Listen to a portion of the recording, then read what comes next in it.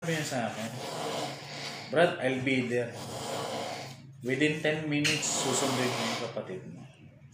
Yung pala, yung kapatid kong yun, 50-50 na yung kalagayan niya. Due to COVID-19. Napiktuhan. Infected talaga. Infected talaga. Pero nakasurvive pa siya. Shortcut natin. Nakasurvive. Buhay ngayon. Hanggang ngayon, boy. Buti naman. Sa awa ng Diyos. Kasi, buti ka mo, wala akong binayaran na kahit siyang kong duling doon. Kasi, yung kaibigan kong yun, dineclare niya as brother-in-law niya yung kapatid. Nurse siya dun sa King Abdulaziz Hospital sa Riyadh. Saudi. So, kapag dineclare mo kasi na nag-declare ka ng kamag-anak mo, zero. Wala kang babayaran doon. Zero lang. Zero. Yes. Ang problema, ang nangyari noon, nung dineclare niya yun, nung na-discharge siya, simula medyas, brief, pantalon, t-shirt, sando. Lahat ng gamit niya. Sunog lahat. Pinasunog lahat ng hari ng Saudi Arabia. Ang ginawa niya, pinag-shopping niya yung kapatid ko. Binila niya lahat, from head to toe. Ayun nga lang, pinagpapasalamat ko dun kasi sa dami-dami ng mga kaibigan mo,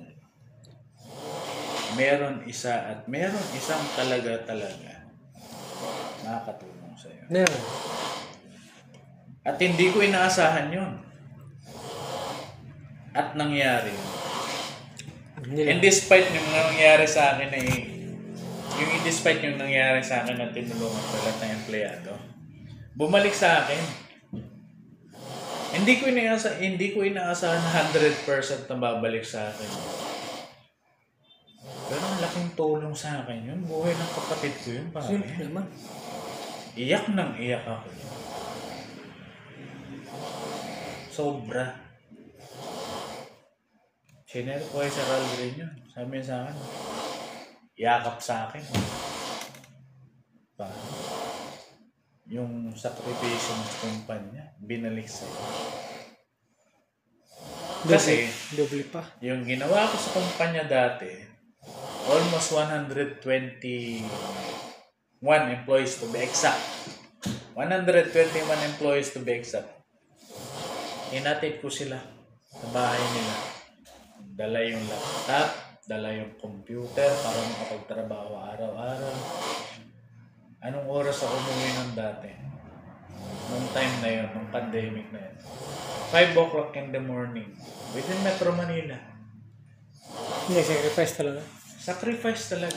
Tapos pagdating ko pa sa bahay, hindi pa ako makapasok. Hindi ko mayakap yung anak ko. Hindi ko mayakap yung asawa ko. Pagdating ko sa bahay, ini-sprayan ako ng alcohol. Binubuhusan ako ng tubig na merong... Sabon. Hindi lang sabon eh. Sondrox. Ang sakit sa mata. Dati.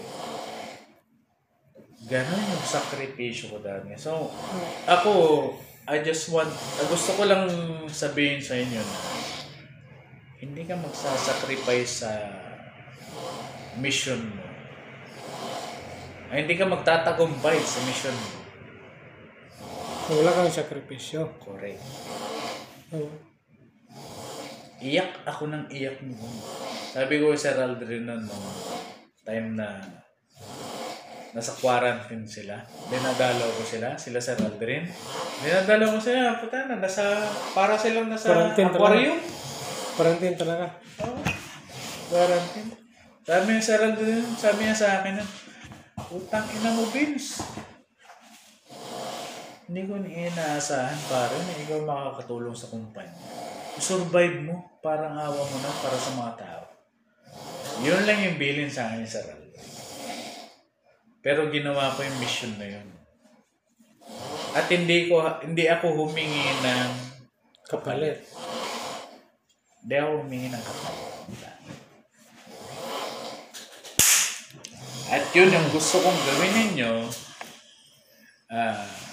Do your job Huwag ninyong hintayin na meron kayong kapalit. Pero, I'm sure, hindi si Sir Aldrin yung nakatingin sa inyo. Matindi yung balahibo ko, boss. Ako mismo makakakita sa inyo. Kasi ako mismo yung nakaranas kung gaano kahirap ng trabaho ng collection company. Meron lang tayong i-improve lang. Marami tayong i-improve. Hindi meron. Marami. Marami. Tutulong ako sa iyo, boss. Tutulong ako. Kahit ang sa akin lang naman, boss, ipapaliwanag ko yung sarili ko. Minsan, na may misinterpret ako dahil sa salita ko, sa vocal ko. Akala nila, Manis na? Tulong Saan? sa likod. hayaan mo na, at least, safety siya dyan. Ay, papasukin mo. Huwag dyan sa likod. Ngat-ngatin pa siya dyan ni Max. Ginigising. Okay naman. Ayaw niya magising.